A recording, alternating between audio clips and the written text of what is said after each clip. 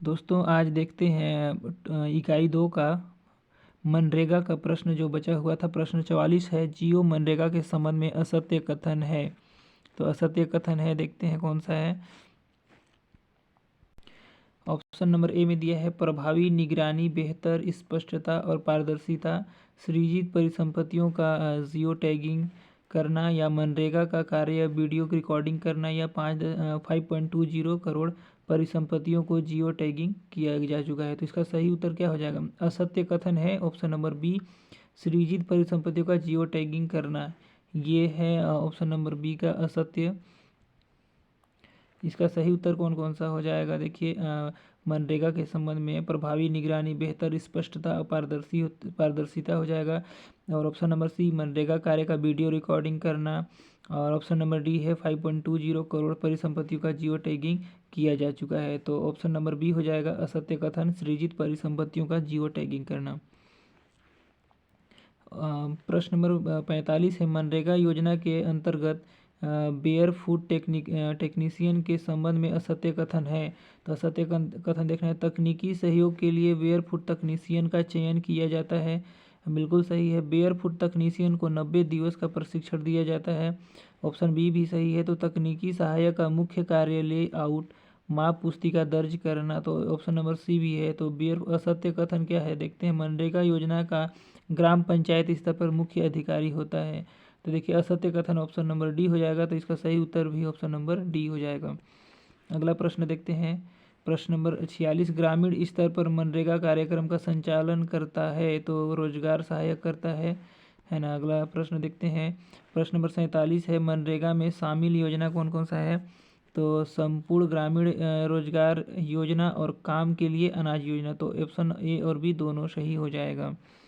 अगला प्रश्न देखते हैं। प्रश्न नंबर 48, मनरेगा योजना में केंद्र राज्य मजदूरी तथा सामग्री भुगतान व्यय का अनुपात कितना है? तो 60:40 है। मतलब 60% केंद्र सरकार का और 40% योगदान रहेगा राज्य सरकार का। प्रश्न नंबर 49 है, मनरेगा योजना में बेरोजगारी भत्ता का उल्लेख है धारा 4 में, धारा 5 में, धारा 6 में या धारा 7 में? तो मनरेगा योजना के अंदर बेरोजगारी भत्ता का उल्लेख कहाँ? धारा 7 में है। ऑप्शन नंबर डी इसका सही उत्तर हो जाएगा। प्रश्न नंबर 50 है, मनरेगा योजना में कुल कितने अध्याय व धाराएं हैं? तो मनरेगा में 6 अध्याय व 34 धाराएं हैं। ऑप्शन नंबर बी इसका सही उत्तर हो जाएगा। प्रश्न नंबर 51 है, मनरेगा योजना में न्यूनतम मजदूरी दर का उल्लेख निम्न धारा में उल्लेखित है। धारा 4 में, धारा 5 में, धारा 6 में या धारा 7 में? तो देखिए, मनरेगा योजना में न्यूनतम मजदूरी दर का उल्लेख धारा 6 में दिया हुआ है। ऑप्शन नंबर सी इसका सही उत्तर हो जाएगा। धारा 6 के अनुसार न्यूनतम मजदूरी दर 60 रुपये प्रतिदिन से कम नहीं होना चाहिए। अगला प्रश्न है, प्रश्न नंबर 52 है, मनरेगा योजना के अंतर्गत ग्राम पंचायत के दायित्व क्या है? ग्राम पंचायत के दायित्व देखते हैं। तो मनरेगा योजना के अंतर्गत ग्राम पंचायत के दायित्व का उल्लेख निम्न में से किस धारा में है ना? तो धारा 15 में, धारा 14 में, धारा 16 में या धारा 11 में? तो सही उत्तर हो जाए मनरेगा अधिनियम धारा 16 में ग्राम पंचायत के दायित्व का उल्लेख है। तो ऑप्शन नंबर सी इसका सही उत्तर हो जाएगा। प्रश्न नंबर 53 है, महात्मा गांधी रोजगार गारंटी अधिनियम मनरेगा के तहत छत्तीसगढ़ में कितने लोकपाल की नियुक्ति की गई है? तो देखिए, 17 लोकपाल की नियुक्ति की गई है छत्तीसगढ़ में। प्रश्न नंबर 54 है, जन मनरेगा ऐप कब प्रारंभ किया गया था? तो जन मनरेगा ऐप 2017-18 में प्रारंभ किया गया है। अगला प्रश्न है, प्रश्न नंबर 55, राष्ट्रीय इलेक्ट्रॉनिक्स निधि प्रबंधन प्रणाली की शुरुआत कब किया गया? जनवरी 2014 में, जनवरी 2015 में या जनवरी 2016, नवंबर 2016 में या अप्रैल 2016 में? तो राष्ट्रीय इलेक्ट्रॉनिक्स निधि प्रबंधन प्रणाली की शुरुआत नवंबर 2016 में शुरुआत किया गया। प्रश्न नंबर 56 देखते हैं, software for estimate calculation using के संबंध में असत्य है। मनरेगा कार्य का अनुमान व गणना करना, या फिर मनरेगा कार्य की सतत निगरानी करना, या इस ऐप से रोजगार की मांग करना, या प्रधानमंत्री आवास योजना की निगरानी करना? तो software for estimated calculation using का काम क्या होता है? तो मनरेगा का कार्य का अनुमान व गणना करना होता है और इस ऐप मनरेगा कार्य की समस्त निगरानी करना इस ऐप के द्वारा किया जाता है। और इस software for estimate calculation app से प्रधानमंत्री आवास योजना की निगरानी किया जाता है। तो असत्य कथन हो जाएगा ऑप्शन नंबर सी, इसका असत्य कथन हो जाएगा। इस ऐप से रोजगार की मांग करना, ये गलत हो जाएगा। प्रश्न नंबर 57 देखते हैं। मनरेगा के संबंध में निम्न कथन सत्य हैं। तो मनरेगा अधिनियम 2005 की अधिसूचना दिनांक 7 सितंबर 2005 को जारी की गई, या फिर देखिए ऑप्शन नंबर ए में दिया है मनरेगा अधिनियम 2005 दिनांक 23 अगस्त 2005 को पारित किया गया। फिर ऑप्शन नंबर 2 में है मनरेगा अधिनियम 2005 की अधिसूचना दिनांक 7 सितंबर 2005 को जारी की गई। या ऑप्शन नंबर 3 मनरेगा अधिनियम 2005 की धारा 4(1) के अंतर्गत 2 फरवरी 2006 को लागू किया गया। या फिर ऑप्शन नंबर 4 में दिया है मनरेगा योजना 100 दिन रोजगार उपलब्ध कराने की कानूनी गारंटी देता है। तो इसका मनरेगा के संबंध में सत्य कथन 1, 2, 3 चारों सही हो जाएगा। ऑप्शन नंबर 1, 2, 3, 4, क्योंकि मनरेगा अधिनियम 2005 दिनांक 23 अगस्त 2005 को पारित किया गया था और मनरेगा अधिनियम 2005 की अधिसूचना दिनांक 7 सितंबर 2005 को जारी की गई और मनरेगा अधिनियम 2005 की धारा 4(1) के अंतर्गत 2 फरवरी 2006 को लागू किया गया था और मनरेगा योजना 100 दिन की रोजगार गारंटी उपलब्ध कराने की कानूनी गारंटी देता है। तो ऑप्शन नंबर देखते हैं 1, 2, 3, 4, ऑप्शन नंबर डी इसका सही उत्तर हो जाएगा। प्रश्न नंबर 58 देखते हैं। मनरेगा योजना के संबंध में निम्न कथन सत्य हैं। तो मनरेगा योजना का प्रथम चरण 2 फरवरी 2006 को लागू किया गया था, है ना। तो और फिर यह ऑप्शन नंबर 2 दिया है प्रथम चरण में देश के 200 जिलों में लागू हुआ था।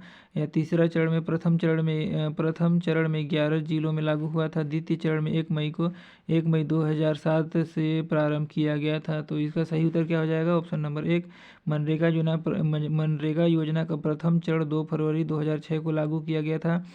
ऑप्शन नंबर 2 में प्रथम चरण देश के 200 जिलों में लागू हुआ था और तृतीय चरण में देखिए प्रथम चरण में छत्तीसगढ़ में 11 जिलों में लागू हुआ था। तो 1, 2, 3 सही उत्तर ऑप्शन नंबर सी इसका सही उत्तर हो जाएगा। प्रश्न नंबर 59 देखते हैं। मनरेगा योजना के संबंध में निम्नलिखित कथन सत्य हैं। तो द्वितीय चरण में 4 जिलों में लागू किया गया था, बिल्कुल सही है ना। तृतीय चरण का प्रारंभ 1 अप्रैल 2008 से हुआ था, है ना। तो ये भी सही है। 2 अक्टूबर 2009 को नरेगा से तृतीय चरण का प्रारंभ 1 अप्रैल 2008 से हुआ था। तो 2 अक्टूबर 2009 को नरेगा से नाम बदलकर मनरेगा कर दिया गया। ऑप्शन नंबर 3 सही है। छत्तीसगढ़ में वर्ष 2014-15 में 150 दिन का रोजगार उपलब्ध कराया गया था। तो ऑप्शन नंबर 4 गलत हो जाएगा, 13-14 हो जाएगा। वित्तीय वर्ष 13-14 में 150 दिन का रोजगार उपलब्ध कराया गया था। तो असत्य कथन इसमें क्या दिया है? सत्य कथन चुनना है तो ऑप्शन नंबर 1, 2, 3 सही हो जाएगा, ऑप्शन नंबर सी। प्रश्न नंबर 60 है। मनरेगा के संबंध में निम्न कथन असत्य हैं। तो असत्य कथन चुनना है। तो समान क्षेत्र में केंद्र राज्य सरकार द्वारा मिलकर 150 दिन का रोजगार उपलब्ध कराया गया है, बिल्कुल सही है। वन अधिकार क्षेत्र में केंद्र राज्य मिलकर 150 दिन का रोजगार चलाया गया है, गलत है। सामान्य क्षेत्र में चलाया गया है। सूखा प्रभावित क्षेत्र में केंद्र और राज्य मिलकर 200 दिन का रोजगार उपलब्ध कराया गया है, बिल्कुल सही है। और सूखा प्राकृतिक आपदा केंद्र में राज्य सरकार 100 दिन का रोजगार उपलब्ध कराता है, तो गलत हो जाएगा। तो ऑप्शन नंबर 1 और 3 सही हो जाएगा, है ना।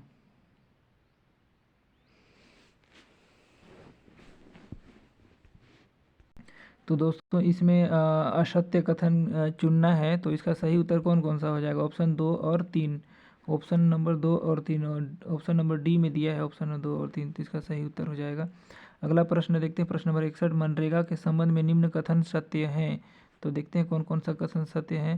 प्रश्न नंबर 1 है ऑप्शन 1 है कामगार को उसके निवास से 5 किलोमीटर के अंदर रोजगार उपलब्ध कराया जाता है, बिल्कुल सही है।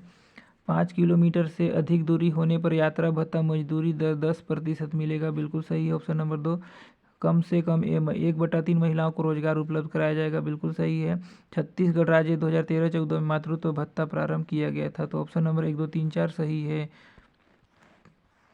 प्रश्न नंबर 62 है। मनरेगा में जॉब कार्ड का पंजीकरण कितने वर्ष के लिए वैध होता है? देखिए 5 वर्ष के लिए वैध होता है।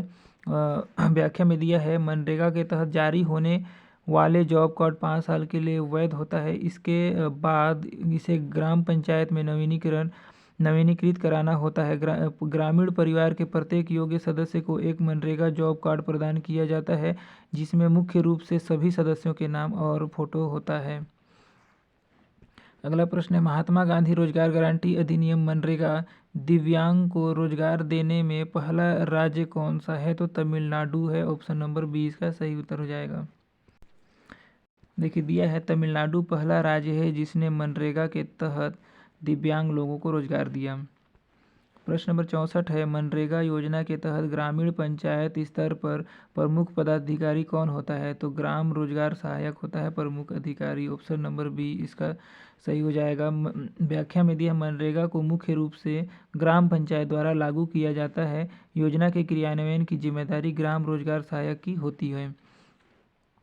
देखिए प्रश्न नंबर 65 देखते हैं, मनरेगा के अंतर्गत जॉब कार्ड की रद्द किए जाने की प्राथमिकता में असत्य कथन का चुनाव कीजिए।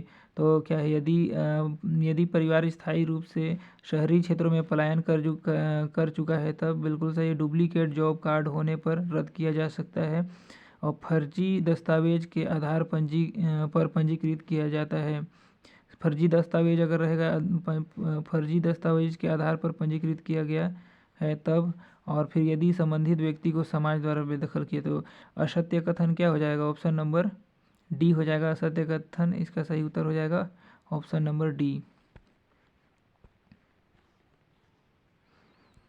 देखिए सही सुमेलित नहीं है। कौन सा सही सुमेलित नहीं है? तो धारा 5 गारंटी रोजगार उपलब्ध कराने की शर्तें है ना, गारंटी रोजगार की शर्तें। और धारा 6 है, मजदूरी दर 60 रुपये प्रति से कम नहीं होना चाहिए।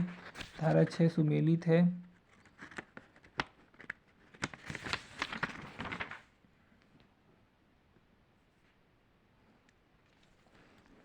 देखिए धारा 5 भी सुमेलित थी। धारा 5 में क्या दिया, गारंटी रोजगार उपलब्ध कराने की शर्तें दिया है। ऑप्शन नंबर ए सही है। ऑप्शन नंबर बी भी सही है। धारा 6 में क्या है, मजदूरी दर 60 रुपये से प्रतिदिन से कम नहीं होना चाहिए। ऑप्शन नंबर सी में दी है, धारा 10 केंद्रीय परिषद के कार्य व दायित्व, तो ये वाला असत्य हो जाएगा।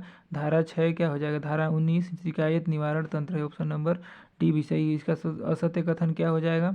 सुमेलित नहीं है। तो धारा ऑप्शन नंबर सी सुमेलित नहीं है। ऑप्शन नंबर सी सुमेलित नहीं, तो इसका सही उत्तर हो जाएगा ऑप्शन नंबर सी। प्रश्न नंबर 67 है, मनरेगा के अंतर्गत मिशन अमृत सरोवर के संबंध में निम्न कथनों पर विचार कीजिए।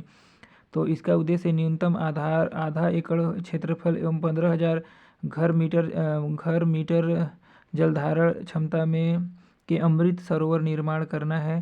देखिए इसका उद्देश्य क्या है? तो इसका उद्देश्य न्यूनतम आधा एकड़ क्षेत्रफल एवं 15,000 घर मीटर जलधारण क्षमता के अमृत सरोवर निर्माण करना है, या इसका उद्देश्य न्यूनतम 1 एकड़ क्षेत्र में अमृत सरोवर निर्माण करना है। तो इसका सही उत्तर हो जाएगा ऑप्शन नंबर 2 हो जाएगा। इसका उद्देश्य है न्यूनतम 1 एकड़ क्षेत्रफल में अमृत सरोवर निर्माण करना। तो ऑप्शन नंबर 20 का सही उत्तर हो जाएगा।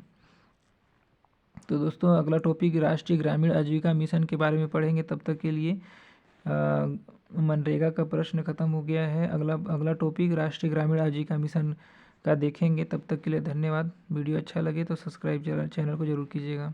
धन्यवाद।